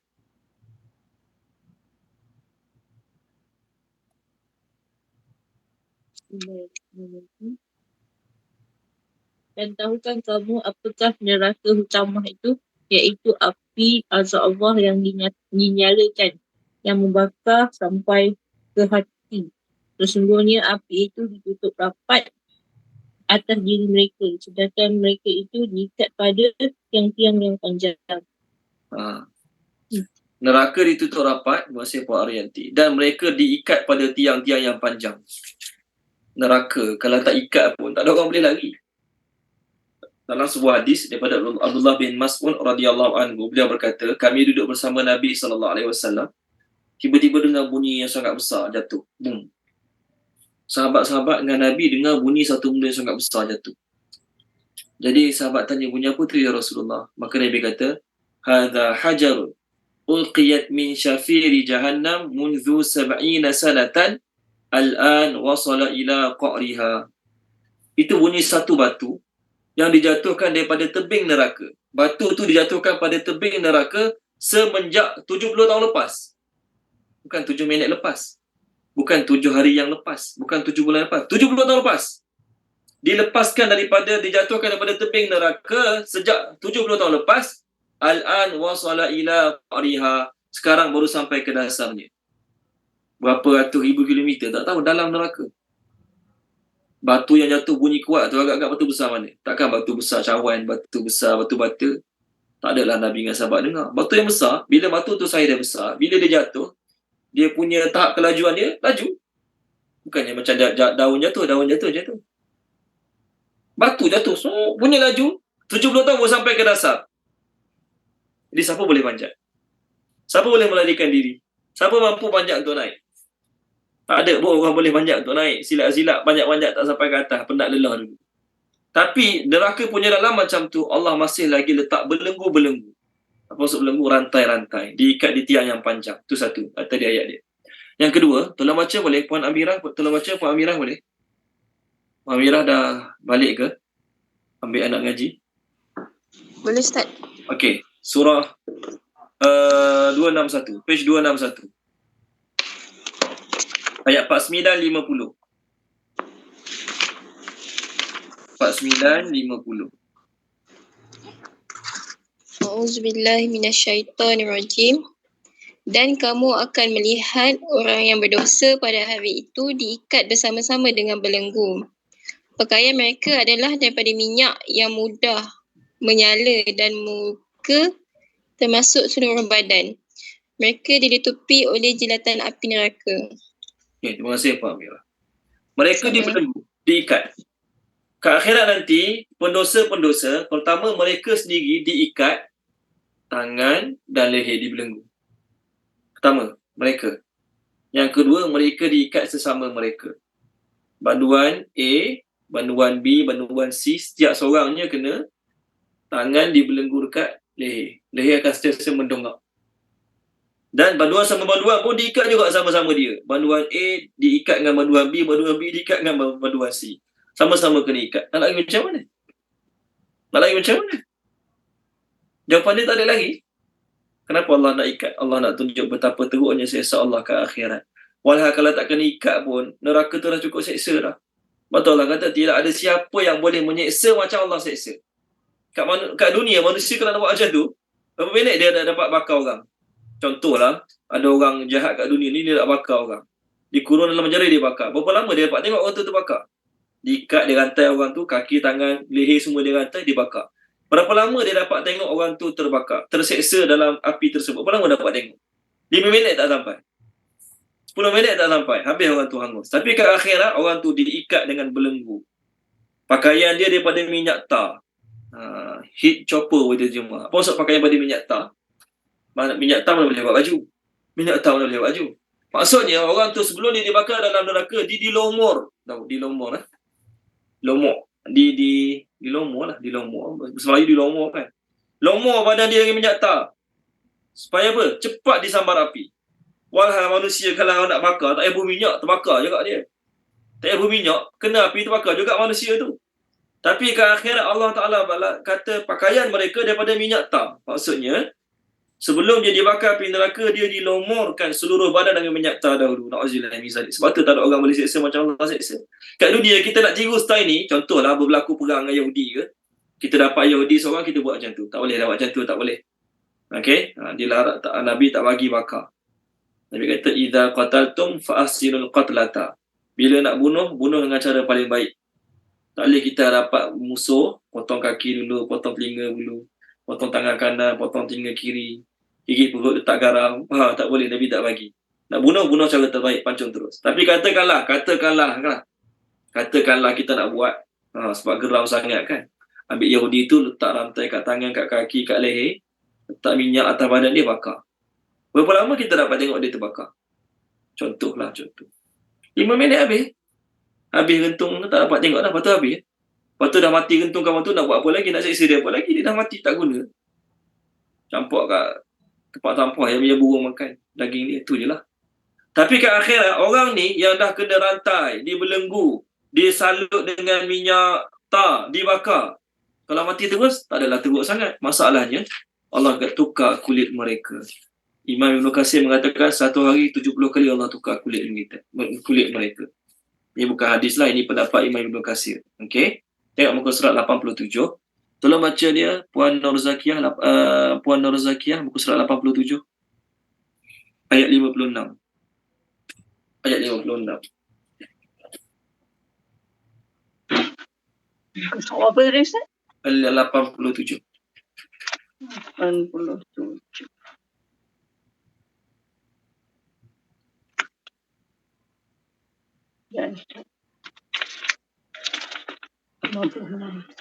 A'udzubillahi minasyaitonirrajim. Sesungguhnya orang-orang yang kafir kepada ayat-ayat kami kelak akan kami masukkan ke dalam neraka.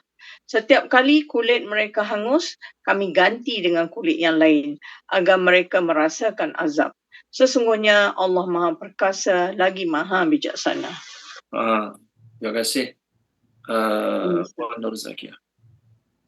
Na'udzubillah min zalik. Apa tujuan ni? Allah ganti kulit semua ni. Dia punya sensor sakit manusia ni kulit. Sensor sakit kita kulit. Kulit habis tak ada rasa apa dah. Kulit habis dah terbakar kulit. Dalam-dalam tu terbakar tak rasa apa dah lah. Sebab sensor sakit kita ni kat kulit. Jadi Allah Ta'ala akan sentiasa ganti kulit baru pada ahli neraka. Supaya apa? Supaya mereka sentiasa rasa azab. Tak adalah kata kena azab pagi ni, terbakar, mati, petang karam baru hidup balik, baru kena bakar balik. Tak ada. Sentiasa dapat kulit baru. Habis kulit lama, ganti kulit baru. Habis kulit lama, ganti kulit baru. Dan ambil masa berapa lama? Tak sampai satu saat. Kalau kita tengok dari sudut grammar, kullama nadijat juluduhum badalnahu. Kalau tengok balik ayat yang dibaca oleh Puan Nur Zakiyah tadi, kullama nadijat juluduhum badalnahum. Kullama setiap kali, nadijat burn, terbakar, juluduhum kulit-kulit mereka, badalnahum, kami ganti untuk mereka. Jadi kalau kita tengok ayat tu, okay, saya boleh ambil gambar. Saya nak tunjuk kaedah grammar. Bila tidak ada wa dan tidak ada fa, apa makna dia? Puan Nur Zakiyah. Bila tidak ada wa dan tidak ada fa, apa makna dia? Puan Nur Zakiyah ke, Puan Zawani ke? Yang mungkin ingat saya terangkan sebelum ni. Immediately. Ya, Puan Nur Zakiyah apa dia? Continuous Ustaz. Continuous ataupun immediately. Boleh Tidak ada gap. Tidak ada ruang. Terus dapat kulit baru. Wallahu alam lah, wallahu alam. Yang saya dengar dekat Malaysia ni, orang yang kena hukum sebat, betul kan? 10 tahun penjara, 5 kali sebatan. 10 tahun penjara, 5 kali sebatan. Dia kena 5 kali sebatan tu bukannya sehari kena 5. Dia kena sebat sekali. Kan orang yang kena 10 tahun penjara 5 sebatan, contohlah. Dia kena sebat sekali. Lepas tu tunggu baik dulu. Tunggu luka kena sebab tu baik dulu, sembuh dulu, berapa lama? Wallahualam, saya pun tak tahulah. Lepas sembuh dulu, baik dulu, baru kena sebab pula kali kedua. Ni orang dalam penjara kan? Ni orang dalam penjara punya hukuman. Okey, ke akhirat, orang yang kena bakar ni, kulit dia terbakar, tak adalah kata, okey, lepas kulit dia terbakar, tunggu okey dulu, tunggu sembuh dulu, okey? Baru Allah ganti kulit baru. Mana ada? Tengok kat skrin, saya nak tunjuk dalam. Okey, saya ambil gambar tadi. Tengok ah. Baik. Bukan yang ni. Okey, tengok kat skrin. Semua nampak Innal ladzina kafaru bi ayatina sawfa nuslihim nara kullama nadijat tu saya tak dapat ambil gambar. Juluduhum, dia skins, setiap kali terbakar kulit-kulit mereka, terus datang perkataan badalnahum, we change them, skins. Lepas juluduhum ni, lepas hum ni, tidak ada fa, tidak ada wa. Bila tidak ada fa, tidak ada wa, bermakna apa? Immediately, continuous. Terbakar je kulit yang lama, tak sampai satu saat, pop, terus ganti kulit baru. Tak adalah kata tunggu siar, tahu tunggu siar. Orang Kelantan panggil siar. Siar ni sembuh. Tunggu sembuh dulu, tunggu okey dulu luka lama, tunggu baik dulu luka lama, biar kulit tu comel sikit, baru bakar yang baru. No. Terbakar kulit lama, teruslah ganti kulit baru. Apa tujuan dia? So that can feel continuously. Ni ada, nampak ni? Ada kat sini. Terima kasih Puan Nur Zakiah. Ni jawapan Puan Nur Zakiah tadi. So that can feel, okay, continuously common. Supaya azab tu sentiasa rasa. Orang kena sebat kat penjara, kat Malaysia ni lah, luar negara saya tak tahu. Lepas kena sebat, masa kena sebat tu sakit terkencing-kencing sampai. Orang yang pernah kena sebat, okay, masa kena sebat tu sakit sampai terkencing-kencing. Berdarah dia punya tempat kena sebat tu. Kalau dia pakai seluar dalam tu pun habis koyak, teruk kena sebat. Masa tu lah sakit. Mungkin sakit tak ambil masa 2-3 hari. Tu tunggu baik dulu, pop, kena sebat pula. Na'udzubillah min zalik. Tu kat dunia. Adalah masa yang dia tak sakit je. Lepas kena sebat tu, seminggu tak boleh tidur terlentang. Seminggu tak boleh tidur macam biasa. Kena tidur menyarak seminggu. Teruk kena sebat. Sakit. Adalah masa untuk sembuh, baik, baru kena sebab pula.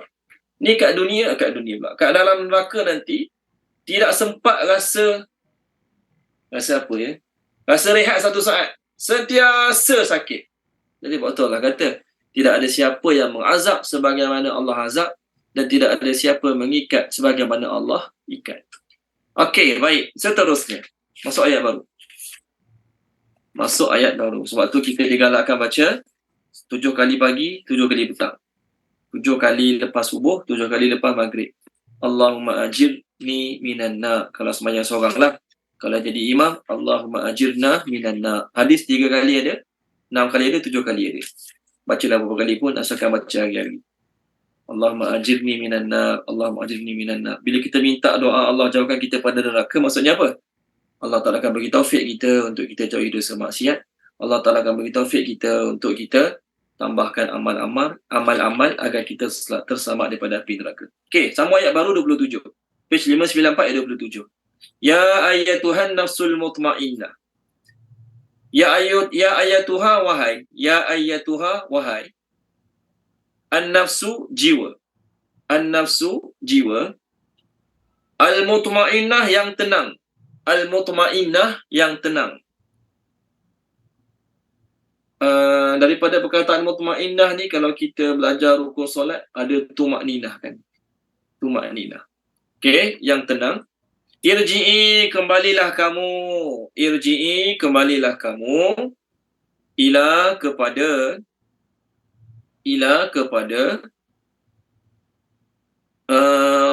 Rabbiki Tuhanmu. Rabbiki Tuhanmu. Radiyatan, dengan berpuas hati. Radiyatan, pleasing, please. Dengan berpuas hati. Radiyatan, dengan berpuas hati.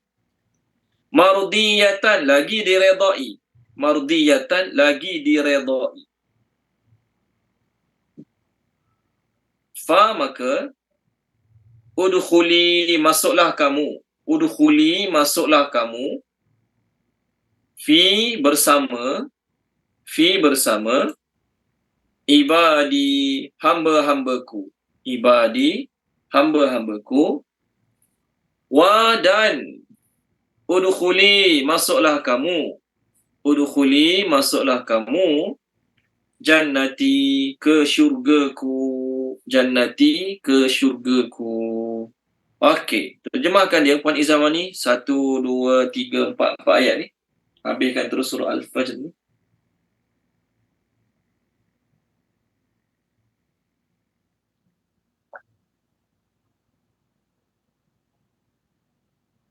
Ada Puan Izamani ada?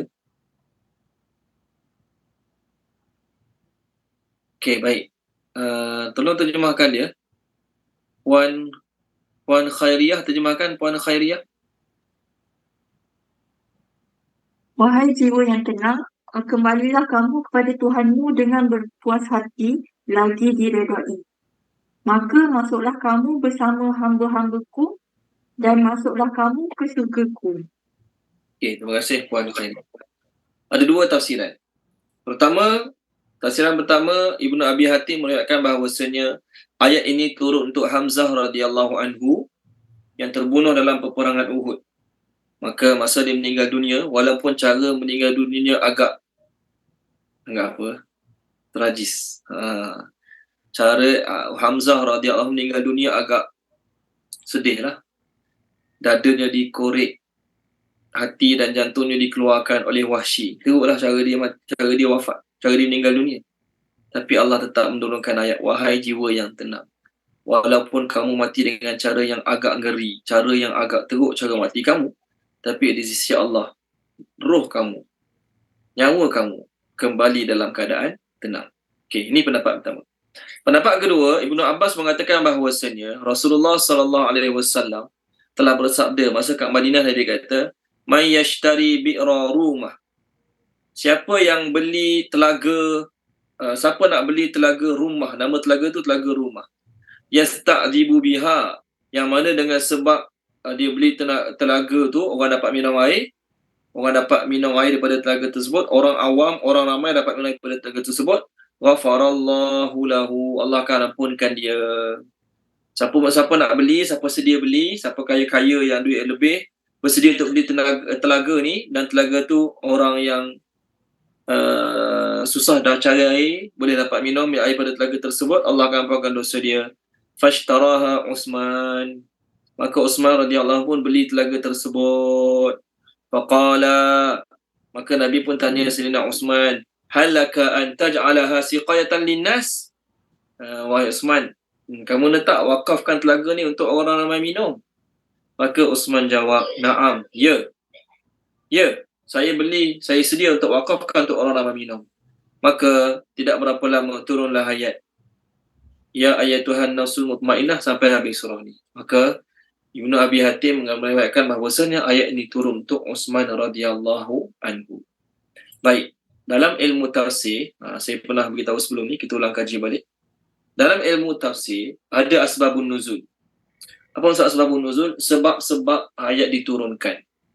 Kalau dalam ilmu hadis dipanggil sababu wurudil hadis. Sebab-sebab hadis tu Nabi, apa sebab Nabi ucapkan kata-kata tu?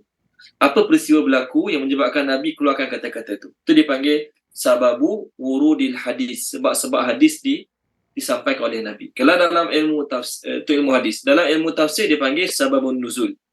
Sebab ayat diturunkan. Baik. Pengarang tafsir pedoman, Dr. Abdullah Abdul Syukur mengatakan, walaupun kita jumpa macam-macam riwayat sababun nuzul dalam tafsir, tetapi riwayat-riwayat sababun nuzul tu kadang-kadang tidak semestinya tepat. Kadang-kadang tidak semestinya tepat. Kerana apa? Kadang-kadang turun sesuatu ayat, jadi sahabat ni rasa ayat tu turun sebab orang ni. Sahabat lain rasa itu turun untuk sebab orang ni. Walhal Nabi je tahu sebab apa ayat tu Allah turunkan. Peristiwa sebenar Nabi je tahu. Jadi bila Nabi yang mengatakan gini sebab ayat ni turun, tu kita terima. Tu sebab sababun nuzul paling tepat. Contoh macam ni lah, contoh. Ni sekadar contoh. Okey. Kita semua belajar kat satu tempat, satu kelas. Kita semualah 30 orang belajar kat satu tempat. Belajar dengan saya lah, contoh. Okay. Kelas kita ni kelas hari Jumaat. Kan? Kelas hari Khamis, kelas hari Rabu, kelas hari Isnin. Saya dah beritahu dah kat semua kelas. Saya kata, lepas pada ni dalam kelas saya nak semua masuk kelas tutup telefon. Offkan handphone masuk kelas. Kelas hari Isnin, Selasa, Rabu, Khamis, saya dah beritahu dah kat semua sahabat-sahabat kelas kita. Sebab apa saya beritahu? Sebab ada orang dalam kelas-kelas hari Isnin, Selasa beritahu, Ustaz tolonglah. Dia beritahu saya ni, dia kata, Ustaz tolonglah beritahu kawan-kawan masuk kelas tutup telefon. Ganggu. Sekejap orang tu call, bunyi telefon orang tu, bunyi telefon orang ni. Jadi, Ustaz boleh tak buat undang-undang? Masuk kelas Ustaz, tutup telefon. Off terus. Bukan silent, off terus. Contoh. Jadi 2-3 orang beritahu saya.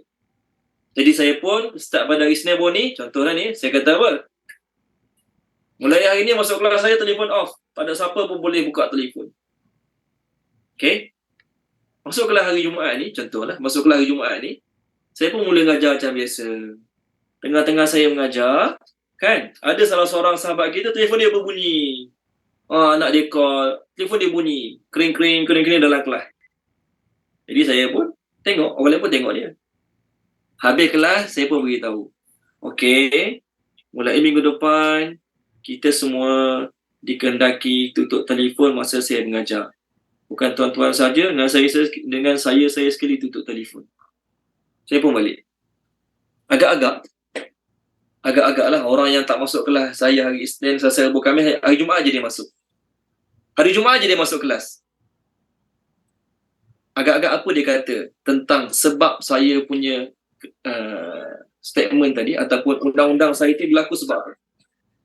Agak-agak lah kan. Jadi bila minggu depan kelas hari Jumaat orang tanya, kenapa Ustaz Zaifah suruh tutup telefon masa kelas dia? Agak-agak apa jawapan orang yang masuk kelas Jumaat saja? Puan Nur Zakiah, agak-agak apa jawapan dia? Sebab dia lah Ustaz. Sebab siapa? Sebab macam mana saya tak tahu nak kata lah. Sebab yang kawan yang telefon bunyi tu lah. Disebabkan oleh dia lah. Ya, tu jawapan orang kelas Jumaat saja, betul kan? Ya.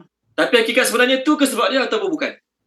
Bukan, daripada awal ke Ustaz dah bagi tahu dah. Yes. Jadi orang yang masuk kelas Jumaat ni semua berkata, tengok, Ustaz keluarkan statement tu, minggu depan jangan buka telefon lagi sebab ni lah ni. Hajah seorang-seorang ni, dia punya telefon bunyi semua dalam kelas. Walhal, saya punya perintah ataupun saya punya undang-undang baru tu, saya bukan cakap, saya keluarkan undang-undang tu bukan sebab dia.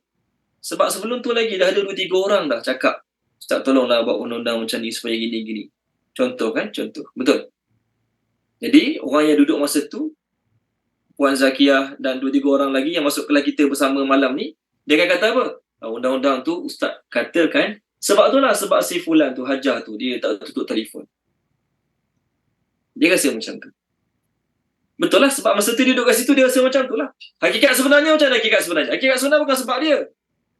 Memang saya datang ke kelas, sebelum mula mengajar lagi, saya dah kata dah, habis kelas sekarang, aku nak elankan yang lepas pada ni, masuk kelas saya mesti kena tutup telefon.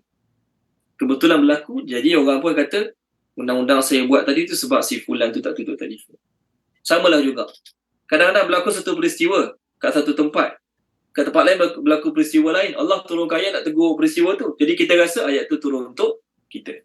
Disebab tu, walaupun ada asbabun nuzul, dia beritahu oleh orang tu, orang ni, tak semestinya tepat. Tak semestinya benda tu benar-benar sebab orang tu. Tak semestinya. Ya, jadi saya nak cerita yang saya bagi tadi, analogi tadi, buat kita faham. Waktu kadang-kadang satu ayat tu, ada pendapat mengatakan turun sebab ni. Ada pendapat mengatakan turun sebab ni. Kadang-kadang satu ayat tu, ada 5 pendapat kenapa yang ini diturunkan. Ada 5 pendapat kenapa yang ini diturunkan. 5 lain. 5 diriwayatkan oleh sahabat-sahabat yang lain. Yang paling tepat siapa dia? Wallahu a'lam. Yang paling tepat yang Nabi katalah. Nabi kata, okey, ayat ni turun sebab ni. Dulu aku tak tahu, aku tanya Allah, apa tu turun ayat ni? Nabi kata dia tu, ayat baru tepat. Kalau tak, kita tak boleh kata tu paling tepat. Boleh? Jadi kita tak ada masalah. Dalam tafsir, kita bacalah apa kata sahabat-sahabat. Tapi yang paling tepat, Allah lebih mengetahuinya. Apa yang ditulis dalam tafsir, saya akan sampaikan.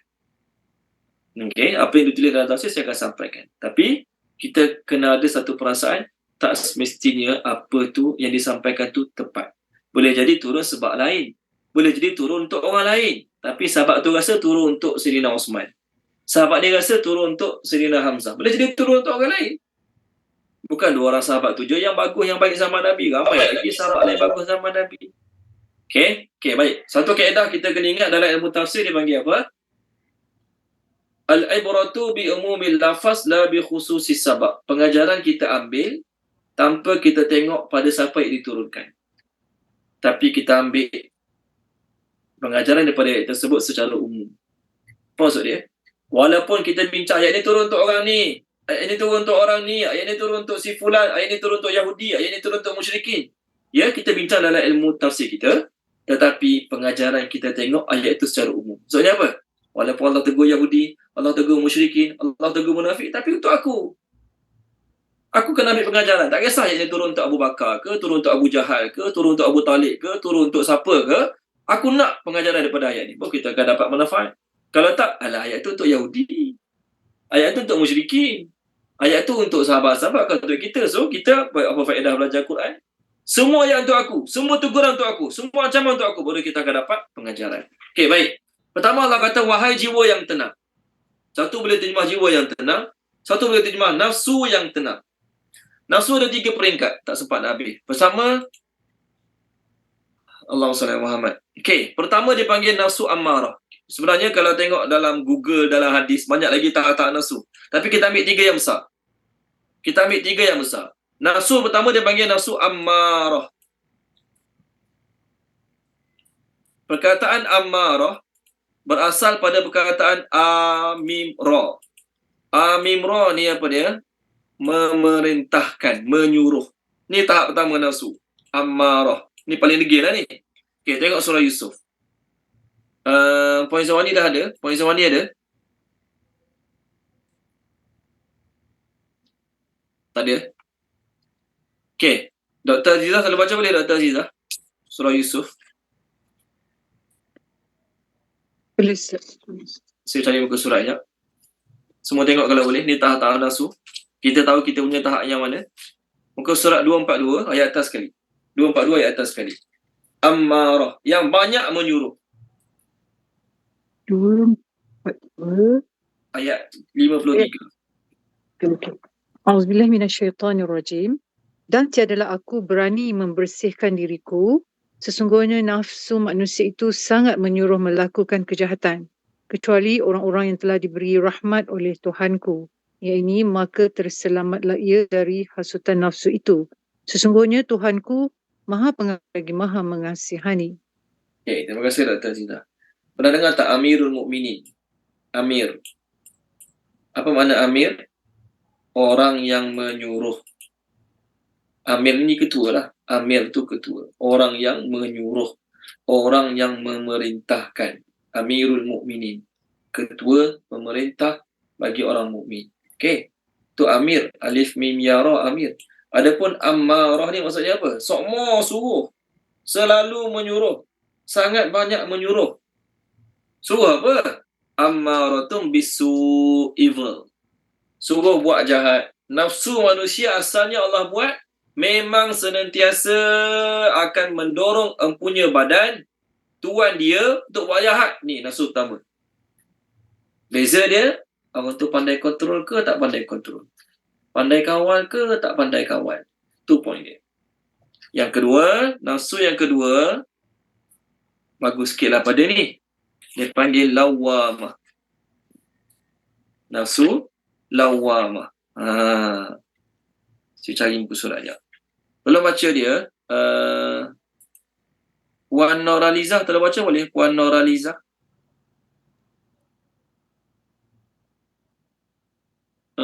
Surah apa ya? Okey, muka surat ni. Muka surat 577 ayat 2. 577 ayat 2. 577 ya Ustaz. 577 ayat 2. Surah Al-Qiyamah. Bismillahirrahmanirrahim. Dan aku bersumpah dengan an-nafsul lawamah bahawa kamu akan dibangkitkan sesudah mati. Okey. Terima kasih Puan Nurhaliza. Apa makna nafsu lawamah? Apa makna nafsu lawamah? Okey. Nafsu lawamah ni berasal pada perkataan laim. Laim yang banyak mencela. Laim yang mencela. Apa maksud nafsu mencela? Nafsu mencela bukanlah nafsu dia suka cela orang. Salah. Nafsu lawamah ni kenapa bagus? Dia banyak mencela diri dia setelah dia buat salah. Orang putih panggil lawamah ni apa tahu? Saya tak kerti nak sebut sangat lah. Tapi eja dia macam ni. Self reproaching person. Betul ke contoh sebut dia? Tuan-tuan dan puan-puan. REPROACHING. Apa dia orang putih panggil tu? Reproaching. Apa dia, doktor? Reproaching. Reproaching tu apa dia bahasa Melayu nak panggil? Apa? Okey. Maksud lawamah ni apa? Perkataan lawamah dia berasal pada perkataan laim. Sekejap saya share kat skrin apa yang orang putih tulis. Okey, saya cuba share kat skrin apa yang orang putih tulis. Yang dia baca tadi lah, ayat dia baca oleh Puan Nurhaliza tadi kan. Nafsu yang mencela. Nafsu mencela ni, kalau orang tu dia suka cela orang, kutuk orang, mata orang, tu nafsu amarah lah tu. Nafsu amarah yang suruh dia cela orang, kutuk orang, mengata orang, panggil orang dengan panggilan tak baik, tu nafsu amarah. Nafsu mencela ni baik. Kenapa dia panggil nafsu yang baik? Sebab dia cela diri dia sendiri. Lepas dia buat salah, lepas dia buat dosa, lepas dia buat maksiat, dia cela diri dia sendiri.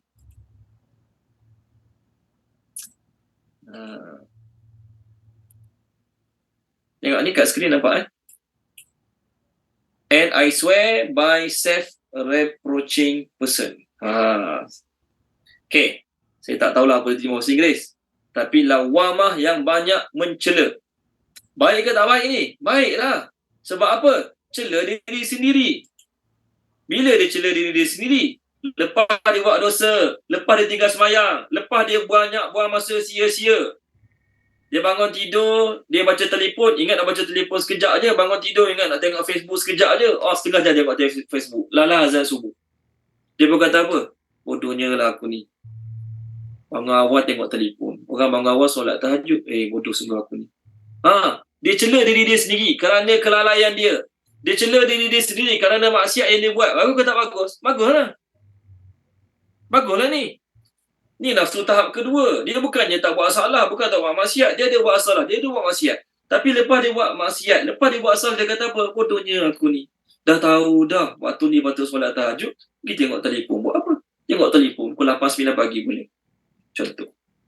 Aku ni dah bencin, tapi buang masa banyak tengok TV, tengok telefon. Bodohnya lah aku ni. Dia cela diri dia sendiri. Bagus ke tak bagus? Bagus. Ni panggil nafsu lawamah. Ni yang kita kena ada. Bila kita banyak buang masa, bila kita banyak buat maksiat, bila kita mulut sedap mengata orang, fitnah orang, mengumpat orang, kita pun cela diri kita sendiri. Bagus ke tak bagus? Bagus. Nafsu lawamah. Okay? Lawamah ni dia bahasa Inggeris panggil superlatif. Terlalu banyak, sangat banyak. Okay, tolong baca dia boleh? Saya nak tunjuk perkataan mencela biasa. Kalau banyak mencela, lawamah. Kalau cela biasa, dia panggil laim. Saya tulis kat skrin. Okay, pertama nafsu amarah. Yang kedua nafsu lawamah. Lam, waw, alif, mim, ta. Lawamah. Cuma dalam ayat Quran tu ada alif lam lah kan. Sama je ada alif lam, tak ada alif lam. Terjemah lawamah yang banyak mencela. Kalau cela biasa je tak banyak. Dia panggil laim. Laimun yang mencela, biasa-biasa je cela, tak banyak-banyak. Oleh kerana sifat manusia ni selalu buat salah, selalu buat salah, selalu buat dosa, maka dia pun selalulah cela diri dia, selalulah memarahi diri dia. Baik ke tak baik? Baik. Okey, tolong baca boleh? Puan Nurhaliza Ishak, tolong baca surah. Saya nak tunjuk perkataan cela yang bukan selalu. Allahumma salli ala Muhammad. Surah Al-Ma'idah. Surah Al-Ma'idah, okey. Muka surat 117. Muka surat 117 ayat yang ke-54. Blame of the critics. Laumata laim kat situ. Ayat dia ni, laimun. Tolong baca satu ayat tu, ayat 54. Boleh? Puan Nurliza Ishak. A'udzubillahi minasyaitonirrajim. Wahai orang-orang yang beriman, barang siapa antara kamu yang murtad dari agamanya, maka kelak Allah akan mendatangkan satu kaum yang Allah mencintai mereka dan mereka pun mencintainya, yang bersikap lemah lembut terhadap orang yang mukmin, yang bersikap keras terhadap orang kafir, yang berjihad di jalan Allah dan yang tidak takut kepada celaan orang yang suka mencela. Itulah kurniaan Allah yang diberikan kepada siapa yang dikehendakinya. Dan sesungguhnya Allah Maha Luas, yakni pemberiannya lagi Maha mengetahui. Okey, terima kasih Puan Nurliza Ishak. Dia tidak takut celaan orang yang suka mencela. Laim tu dia suka cela orang lah. Bila dia suka cela orang? Bila duduk depan orang tu, bila nampak orang tu dia cela. Masa malam, masa duduk seorang-seorang, masa dia masuk toilet seorang-seorang, takkan dia nak cela orang lain. Bila berjumpa dengan orang dia benci, dia cela orang tu. Tu orang jahat. Lawamah lagi banyak pada ni. Kenapa? Dia duduk seorang-seorang, dia nak tidur malam, dia masuk toilet. Dia duduk seorang-seorang, dia kat masjid surau. Dalam kereta dia seorang-seorang ni, dia cela diri dia. Bodohnya lah aku ni dah lama tak solat tahajud. Umur makin meningkat. Bodohnya lah aku ni dah lama tak khatam Quran. Masa free banyak, dah bencin lama dah khatam Quran baru sekali, contoh. Bodohnya lah aku ni, duit banyak tapi kedekut sangat. Ni nafsu lawamah. Dia cela diri dia kerana kekurangan, kerana dosa maksiat dia yang dia lakukan terhadap Allah Ta'ala. Dia tahu tak boleh buat tapi buat juga. Tu dia cela diri dia. Yang tak baiknya, dia buat maksiat, dia buat dosa, dia tinggal solat, dia tak rasa apa-apa. Dia tak rasa dia bodoh, dia tak rasa dia bersalah, dia tak rasa dia rugi. Itu yang nafsu amarah. Ni tahap yang kedua. Jadi, saya ambil kat Google. Ni gambar saya ambil kat Google. Mana gambar tadi? Sorry. Jadi apa yang Google tulis ni tak tepat lah. Daripada penerangan saya. Jadi ikut penerangan saya, nafsu lawamah dia baik ke tak baik? Ikut penerangan saya ni, nafsu lawamah baik ke tak baik? Nafsu lawamah. Ya? Baik. Tapi ni gambar Google saya ambil. Tengok nombor 2. 3 jenis utama nafsu. Pertama, amarah bisu tadilah. Betul lah. Mendorong kepada kejahatan, keburukan. Didominasi nafsu. Yang kedua, nafsu lawamah. Nafsu yang tercela. Kepribadian lawamah didominasi akal. Salah. Penerangan ni salah kat skrin. Bukan tercela. Baik. Dia cela diri dia lepas dia buat jahat. Baiklah.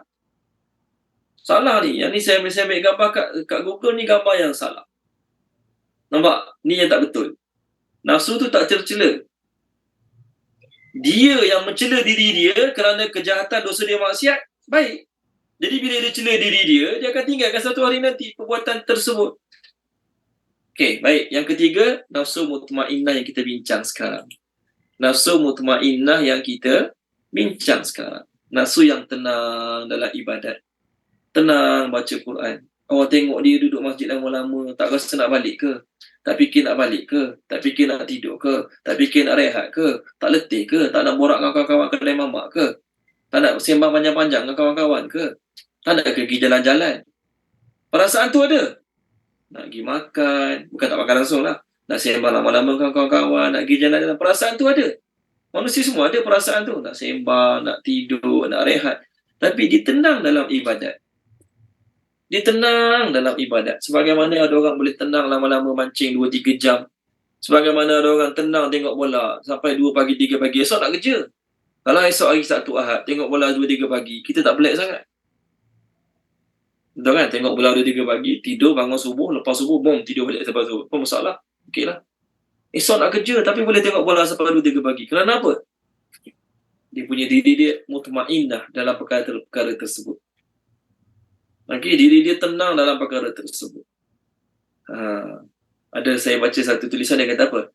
Tempat paling tenang bagi anak muda sekarang adalah dalam bilik yang ada wifi, okay, dan juga ada telefon dan juga ada plug untuk cas. Dah tenang. Anak muda sekarang boleh duduk dalam bilik kecil, walaupun bilik tu kecil, tapi yang penting dalam bilik tu kena ada internet, ada telefon ataupun laptop dan ada alat untuk, ada tempat untuk charge telefon ke, charge laptop ke, boleh. 2-3 hari tak keluar bilik pun okey, no problem, tak ada masalah. Sebab apa? Tenang lama-lama main telefon, tenang lama-lama tengok laptop. Yang penting internet ada lah, internet ada. Duduk ada telefon, ada laptop, tak ada internet, keras juga you dalam bilik tu. Contoh. Jadi nafsu dia tenang, tak ada masalah pun. Tidur 3 pagi, tak tidur malam pun okey, tak ada masalah. Kerana apa? Diri dia dah tenang dalam perkara-perkara tersebut. Maka kita kena usahakan agar diri kita tenang dalam ibadat. Nafsu kita ni tenang dalam ibadat. Bila tenang dalam ibadat, masa ibadat tak fikir nanti nak balik cepat, tak fikir nanti nak tu, nak fikir nanti. Kalau tak, semayang kat takbir Allahu Akbar. Ni nak pergi sini, ni nak pergi sini, betul nak buat ni, betul nak buat ni. Jadi semayang pun kelang kabut. Baca yang wajib-wajib saja. Lepas beri salam, Assalamualaikum, tak ada sempat wirid pun tu keluar. Okeylah, baguslah lepas dia tak semayang kan. Tapi nak didik diri kita agar tenang dalam ibadat. Macam binatang asalnya tak baik dengan manusia. Binatang asalnya tak jinak, tak baik dengan manusia. Tapi oleh kerana tuan dia baik dengan dia, hari-hari usap, hari-hari suap makan. Lama-lama kita tengok tuan dia cakap sikit, binatang tu datang duduk menempel dengan dia, duduk sebelah dia, boleh tidur sama-sama dengan dia. Kerana apa? Kerana usaha yang orang tu buat, binatang yang tadinya liar, tak jinak, garang. Tapi kerana usaha dia, binatang tu boleh dia ikut cakap dia. Ada harimau baik dengan manusia, ada singa baik dengan manusia. Kita pernah tengok video-video tu kan. Walhal sifat harimau, sifat singa ni garang dengan manusia. Tapi oleh kerana tuan dia hari-hari bagi masa, hari-hari latih dengan dia, duduk dengan dia, bercakap dengan dia, maka binatang yang asalnya garang boleh jinak. Macam tu dah juga. Asal nafsu manusia ni apa? Asal nafsu manusia nak buat jahat je semua. Bagi petang siang malam. Pantang ada ruang, pantang ada peluang, pantang ada duit lebih, pantang ada masa free nak buat dosa maksiat. Maka kita lah yang kena latih diri kita, nafsu kita, agar tenang dalam kebaikan. Kena latih. Kita tak boleh beli rimau, beli singa. Okay? Saya nak singa ni terus baik dengan saya. Saya nak rimau ni terus jinak dengan saya. Mana boleh? Kena ambil masa. Kena ambil masa nak jinakkan binatang yang liar, yang garang tadi. Ni contoh, saya bagi contoh. Sama lah juga, nafsu kita tak ada satu orang yang tiba-tiba tenang dalam ibadat. Lepas balik terus tenang dalam solat tahajud. Terus tenang dalam baca Quran. Tak ada. Kena usaha. Kena usaha sampai ibadat rasa ketenangan. Baca Quran rasa ketenangan. Solat tahajud rasa ketenangan. Tengah-tengah tahajud dah azan subuh, rasa macam baru je doa pada Allah. Padahal dia dah bangun 4:30. Contoh. Jadi nak dapat ketenangan jiwa yang tenang tu, kena usaha. Jadi orang-orang yang beriman, Allah kata, wahai jiwa yang tenang dalam ibadat, orang yang Allah bagi tenang dalam ibadat ni, dunia bukan masalah bagi dia. Apa maksud dunia bukan masalah bagi dia? Ada tak ada masalah, tak ada pun tak ada masalah. Sikit tak ada masalah, banyak pun tak ada masalah. Orang yang duit banyak, dia duit tak banyak, tak ada masalah. Orang lain pakai kereta yang hebat, dia kereta biasa ya. Dah lama pakai kereta biasa, relax, tak ada masalah. Sebab ketenangan dia bukan dalam benda-benda tu. Ketenangan dia dalam ibadat. Orang lain setiap 2 tahun tukar telefon baru. Setiap 8 tahun, 5 tahun tukar kereta baru. Dia tak ada masalah. Dia okey dengan telefon dia yang dia boleh guna. Dengan kenderaan dia boleh guna. Okey, tak ada masalah. Boleh hidup, tak ada masalah. Kerana apa? Ketenangan dia bukan dalam benda-benda tersebut.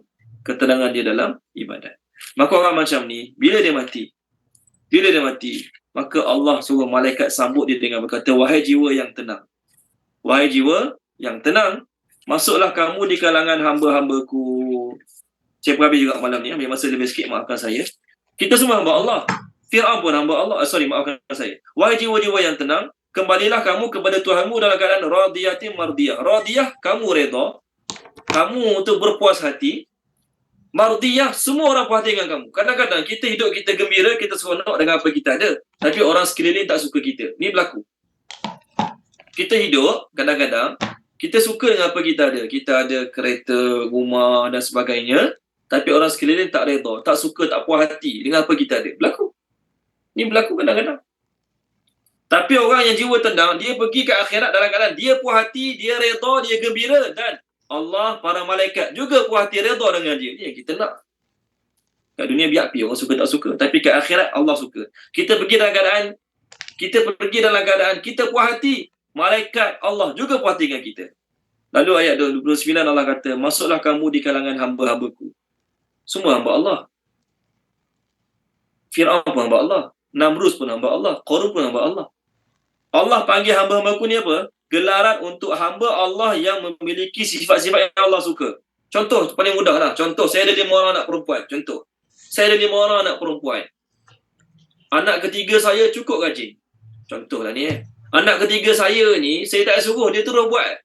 Dia balik sekolah, dia tahu apa nak buat. Dia terus cuci pinggan, dia terus jemur baju. Tak suruh pun. Dia terpandai apa nak buat. Dia terus buat apa yang dia patut buat. Tanpa perlu disuruh, tanpa perlu diminta buat, dia terus buat. Jadi saya berpuas hati dengan anak ketiga saya akan kata apa? Inilah anak ayah. Saya kata, inilah anak ayah. Jadi adakah kata-kata saya itu bermakna 4 orang lagi bukan anak saya? Anak saya jugalah, takkan anak orang lain kan? Anak saya jugalah. Tapi kenapa saya kata pada yang ketiga, inilah anak ayah? Kerana dia memiliki sifat-sifat, akhlak, perangai yang saya cukup suka. Maka saya kata, inilah anak ayah. Ataupun menantu. Saya ada menantu 5 orang perempuan. Okey, menantu yang nombor 3 paling rajin. Yang lain semua malah apa? Menantu lain semua pandai main telefon je. Contoh. Jadi saya pun kata, inilah menantu abah. Inilah menantu abah. Jadi adakah menafikan yang lain tu yang malah-malah pandai main telefon? Tak, contohlah ni Semua menantu saya juga. Tapi oleh kerana dia menantu yang baik, dia menantu yang rajin, suka tolong, maka saya menggelarkan dia menantu abah, menantu ayah. Kerana apa? Dia memiliki sifat-sifat menantu yang saya suka. Ni contoh. Samalah juga. Qarun hamba Allah tak? Hamba Allah. Fir'aun hamba Allah. Hamba Allah. Abu Jahal, Abu Lahab hamba Allah juga. Tapi Allah kata, masuklah kamu di kalangan hamba-hambaku, maksudnya hamba-hamba Allah yang Allah suka. Yang memiliki sifat-sifat akhlak perangai yang Allah suka. Itu Nabi, sahabat-sahabat.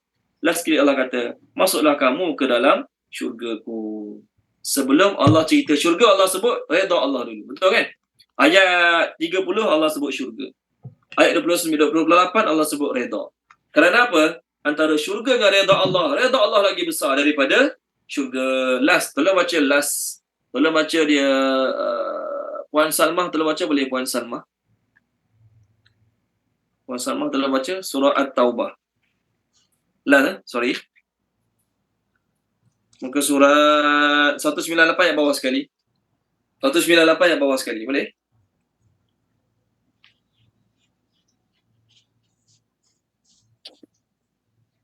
Ada Puan Salmah?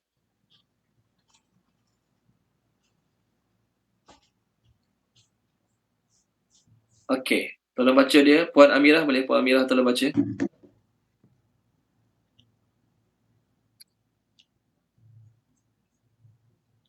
Puan Amirah ada? Okey. Puan Maisarah tolong baca. Puan Maisarah. Muka surat berapa tu tadi Ustaz? 198 ayat bawah sekali. 198. Ayat bawah sekali.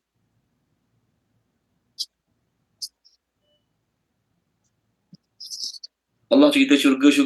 Bawah tu Allah kata apa? Redha Allah lagi besar. 72. Ya, betul 72. Auzubillahiminasyaitanirrajim. Allah menjanjikan kepada orang mukmin lelaki dan perempuan akan mendapat syurga yang di bawahnya mengalir sungai-sungai, mereka kekal di dalamnya dan mendapat tempat yang bagus di syurga Aden. Dan keredaan Allah adalah lebih besar. Itu adalah kemenangan yang agung. Okey, terima kasih Puan Maisarah. Allah sebut syurga ni, mengalir sungai-sungai doda. Wa ridwanum minallahi akbar. Redha Allah, nikmat redha Allah, kelebihan dapat redha Allah jauh lagi besar, lagi bernilai banding syurga tu sendiri. Sebab Allah sebut redha dulu dan baru syurga dalam ayat kita tadi. Okey, kita berhenti sini dulu. Minggu depan kita masuk surah Al-Balad insya-Allah. Apa yang baik pada Allah Subhanahu Wa Taala, apa yang tak baik daripada kekurangan kelemahan saya, mohon maaf pada tuan-tuan dan puan-puan, minta kepada Allah Subhanahu Wa Taala. Bismillahirrahmanirrahim. Subhanallah wa bihamdihi, subhanakallahumma bihamdika, asyhadu an la ilaha illa anta, astaghfiruka wa atubu ilaik. Allahumma zayyinna bi zinatil Qur'an wa akrimna bi karamatil Qur'an wa syarrifna bi syarafatil Qur'an wa adkhilna al-jannata bi syafa'atil Qur'an ya dzal fadli wal ihsan. Allahumma inna nas'aluka ilman nafi'an wa rizqan wasi'an wa rizqan mubarakan wa amalan mutaqabbala. Allahumma anfa'na bima 'allamtana wa 'allimna ma yanfa'una wa zidna ilma walhamdulillahi rabbil alamin. Terima kasih semua. Assalamualaikum. Jumpa lagi minggu depan insya-Allah. Assalamualaikum. Sama-sama. Waalaikumsalam. Sama-sama. Terima kasih Ustaz. Sama-sama semua, sama-sama.